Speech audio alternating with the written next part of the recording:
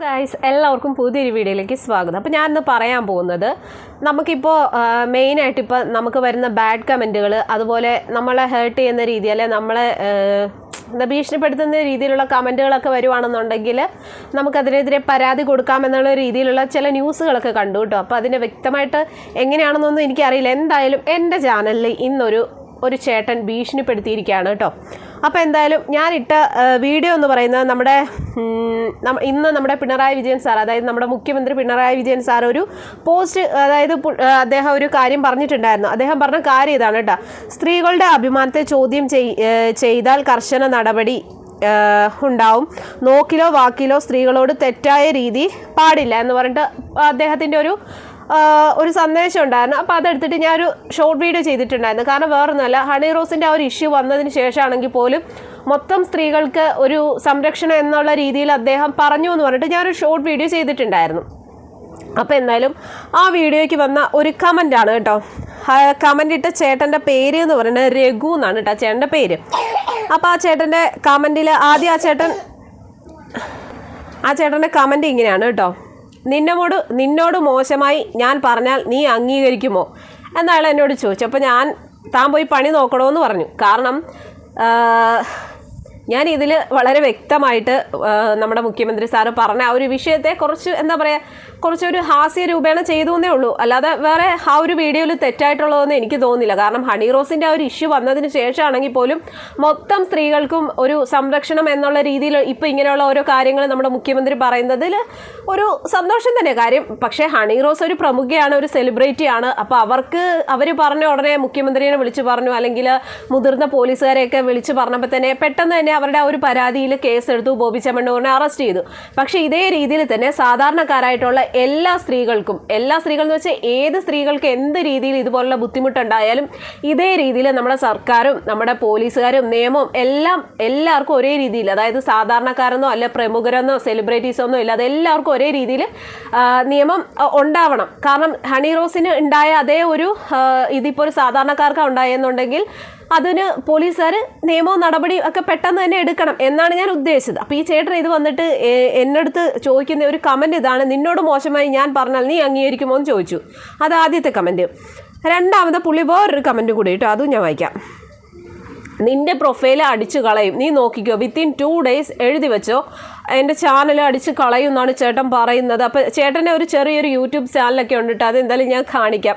അപ്പോൾ ഞാൻ ആ ചേട്ടൻ ഇങ്ങനെ കമൻറ്റ് ഇട്ടു: നിൻ്റെ പ്രൊഫൈൽ അടിച്ചു കളയും, നീ നോക്കിക്കോ, വിത്തിൻ 2 days എഴുതി വെച്ചോ എന്ന് പറയും. അപ്പം ഞാൻ ശരി അങ്ങനെ ആവട്ടെ, യൂട്യൂബ് മുതലാളി, കാരണം യൂട്യൂബിൻ്റെ മുതലാളി നമ്മുടെ രഘു എന്ന് പറയുന്ന ചേട്ടനാണല്ലോ. അപ്പോൾ ചേട്ടൻ പറഞ്ഞു കഴിഞ്ഞാൽ പിന്നെ വേറെ ബാക്കിയില്ലല്ലോ, അതുകൊണ്ട് തന്നെ എൻ്റെ ചാനൽ അടിച്ചു കളയും എന്നാണ് നമ്മുടെ രഘു ചേട്ടൻ പറയുന്നത്.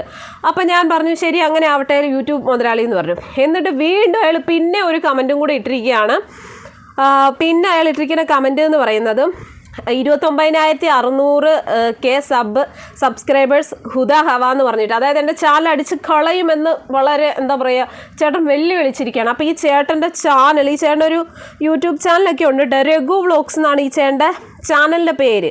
അപ്പോൾ ഇതാണ് കേട്ടോ ചേട്ടൻ, ഒരു മൊട്ടച്ചേട്ടനാണ് കേട്ടോ, നിങ്ങളെല്ലാവരും കണ്ടോളൂ, രഘു വ്ളോഗ്സ് എന്നാണ്. അപ്പോൾ ഈ ചേട്ടനാണ് വന്നിട്ട് എന്നെ ഭീഷണിപ്പെടുത്തിയിരിക്കുകയാണ്.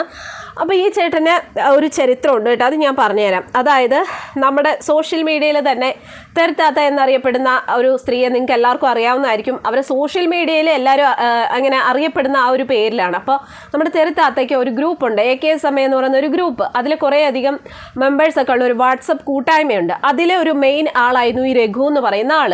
അപ്പോൾ ഈ ഒരു പുള്ളിക്കാരൻ ഈ കഴിഞ്ഞിടെ അവരുമായിട്ട് എന്തോ ഇഷ്യൂസോ കാര്യങ്ങളോ ഒക്കെ ഉണ്ടാക്കി അവരുടെ ആ ഒരു ഗ്രൂപ്പിൽ നിന്ന് പോവുകയും ഫിജോ എന്ന് പറയുന്ന, അതായത് നമ്മുടെ തെരുത്താത്തയും ഫിജോ എന്ന് പറയുന്ന വേറൊരു ചേച്ചിയുണ്ട്. ഇവർ തമ്മിൽ ഭയങ്കര ഫൈറ്റാണ് സോഷ്യൽ മീഡിയയിൽ.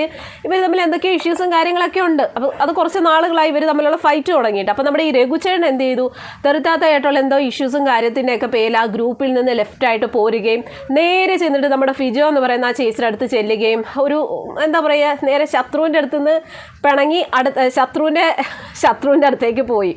അപ്പോൾ ഈ പുള്ളിക്കാരൻ, അപ്പോൾ അന്നൊക്കെ ഞാൻ 2-3 ദിവസം മുന്നേ ഒക്കെ നമ്മുടെ ഈ തെരുത്താത്തക്കെതിരായിട്ട് 1-2 വീഡിയോസൊക്കെ ചെയ്തപ്പോഴേക്ക് ഇതേ പുള്ളിക്കാരൻ വന്നിട്ട് എൻ്റെ വീഡിയോയ്ക്ക് സപ്പോർട്ട് ചെയ്ത് കമൻ്റ് ഇട്ട ആളാണ്. ഇപ്പോൾ പെട്ടെന്ന് പുള്ളിക്ക് എന്താണാവോ ഇത്ര പ്രകോപനം ഉണ്ടായതെന്ന് എനിക്കറിയില്ല. കാരണം മുഖ്യമന്ത്രി അവർ പറഞ്ഞ ഒരു കാര്യത്തെ ഞാൻ കുറച്ച് എന്താ പറയുക ഹാസ്യമായിട്ടുള്ള രൂപത്തിൽ പറഞ്ഞു എന്നേ ഉള്ളൂ. കാരണം ഹണി റോസിൻ്റെ ആ ഒരു കാര്യം വന്നപ്പോഴാണെങ്കിൽ പോലും എല്ലാ സ്ത്രീകൾക്കും സംരക്ഷണം കിട്ടുന്ന രീതിയിലുള്ള ഒരു എന്താ പറയുക ഒരു നിയമം പോലെ മുഖ്യമന്ത്രി പറഞ്ഞല്ലോ. അത് നല്ലൊരു കാര്യമാണ്. അതുപോലെ തന്നെ സാധാരണക്കാരായിട്ടുള്ള സ്ത്രീകൾക്ക് ഇതുപോലുള്ള പ്രശ്നങ്ങൾ വരുമ്പം ഇതേ രീതിയിൽ പോലീസുകാരൊക്കെ ഇടപെടണം എന്നാണ് ഞാൻ ഉദ്ദേശിച്ചത്. അത് കണ്ടിട്ട് എന്താണോ ചേട്ടൻ ഇത്ര കുരു പൊട്ടിയതെന്ന് എനിക്ക് അറിയില്ല. അപ്പോൾ എന്തായാലും ചേട്ടൻ്റെ വക എനിക്ക് ഭീഷണിയാണ്, എൻ്റെ ചാനൽ അടിച്ച് കളയുമെന്നൊക്കെയാണ് പറയുന്നത് ഗായ്സ്.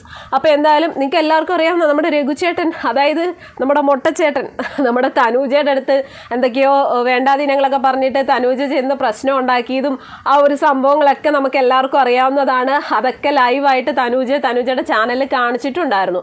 ആ ചേട്ടൻ ഇപ്പോൾ എന്താണെന്ന് അറിയില്ല, ഇപ്പോൾ എന്നോട് എന്തോ ഒരു ഞാൻ എന്താ ചേട്ടനെ ചെയ്തതെന്ന് എനിക്കറിയില്ല. ആ ചേട്ടനെ കുറിച്ചോ അല്ലെ ആ ചേട്ടൻ്റെ ആരെങ്കിലും കുറിച്ചോ ഞാൻ ഒന്നും പറഞ്ഞിട്ടില്ല. ഞാനിവിടെ എൻ്റെ ചാനൽ എന്ന് പറയുന്നത് തന്നെ റിയാക്ഷൻ വീഡിയോ ആണ് ഞാൻ ചെയ്യുന്നത്. അപ്പോൾ അതിൽ ഒരു പോസ്റ്റ്, നമ്മുടെ മുഖ്യമന്ത്രിയുടെ ഒരു പോസ്റ്റ് കണ്ടു. അതിന് ബേസ് ചെയ്തിട്ട് ഞാനൊരു ഷോർട്ട് വീഡിയോ ചെയ്തു.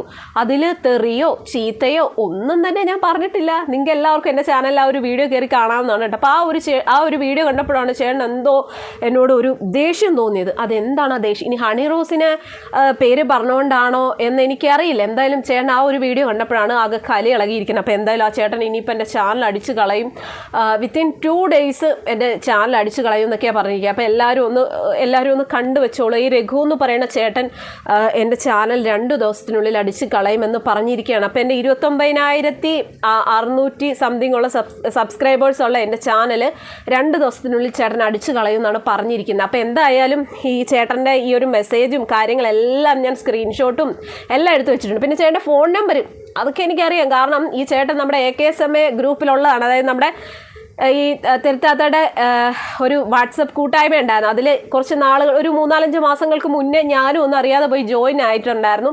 അപ്പോൾ അതിലുള്ള ഏകദേശം എല്ലാ ആൾക്കാരുടെയും ഗ്രൂപ്പ് മെമ്പേഴ്സിൻ്റെ ഫോൺ നമ്പറും കാര്യങ്ങളൊക്കെ എനിക്കറിയാം. അതിൽ ഈ മൊട്ടച്ചേട്ടൻ്റെ നമ്പറും കാര്യങ്ങളൊക്കെ എനിക്കറിയാവുന്നതാണ്. അപ്പോൾ എന്തായാലും ചേട്ടൻ്റെ ഭീഷണിയാണ്. ചേട്ടൻ്റെ ഭീഷണി എന്തായാലും തൽക്കാലം ഞാൻ സ്ക്രീൻഷോട്ടും കാര്യങ്ങളൊക്കെ എടുത്ത് വെച്ചിട്ടുണ്ട്. അപ്പോൾ ഞാനും നോക്കട്ടെ. ചേട്ടൻ എന്നെ ഭീഷണിപ്പെടുത്തിയിരിക്കുകയാണ്. കാരണം ഞാൻ ചേട്ടനെ കുറിച്ചോ അല്ലെങ്കിൽ ചേട്ടൻ്റെ വീട്ടുകാരെ കുറിച്ചോ ഒന്നും പറഞ്ഞിട്ടില്ല. ഞാൻ എൻ്റെ ചാനലിൽ ഒരു ഷോർട്ട് വീഡിയോ ഇട്ടു. അതും മുഖ്യമന്ത്രിയുടെ ഒരു പോസ്റ്റിൻ്റെ അത് ബേസ് ചെയ്തിട്ടൊരു വീഡിയോ ആണ് ഇട്ടത്. അത് കണ്ടപ്പോൾ ഈ ചേട്ടൻ ഇത്ര കുരു പൊട്ടിയത് എന്താണെന്ന് എനിക്കറിയില്ല. അപ്പോൾ എന്തായാലും ഇതെല്ലാം കഴിഞ്ഞിട്ട് ചേട്ടൻ നമ്മുടെ വേറൊരു ലൈവിൽ ചെന്നിട്ട് അവിടെ ചെന്ന് ഹായ് ലവ് യു എന്നൊക്കെ പറയുന്ന വേറൊരു ലൈവിൽ ചെന്നിട്ട് ഈ ചേട്ടൻ കമൻ്റ് ഇടുന്നതും ഞാൻ വളരെ വ്യക്തമായിട്ട് കണ്ടു. അപ്പോൾ ചേട്ടൻ എൻ്റെ അടുത്തോട്ട് ഇങ്ങോട്ട് കൂടുതൽ കളിക്കാനൊന്നും വരണ്ട. കാരണം ചേട്ടൻ്റെ ഡീറ്റെയിൽസും ഫോൺ നമ്പറും എല്ലാം അറിയാം. എൻ്റെ അടുത്ത് കൂടുതൽ കളിക്കാൻ വന്നിട്ടുണ്ടെങ്കിൽ ഞാനും ചിലപ്പോൾ കൊണ്ട് പരാതി കൊടുത്തു എന്നിരിക്കും. തനൂജ എന്തോ പറഞ്ഞതിൻ്റെ പേരിൽ തനൂജ വന്ന് നേരിട്ട് ചേട്ടന് എന്തൊക്കെയോ തന്നായിരുന്നല്ലോ.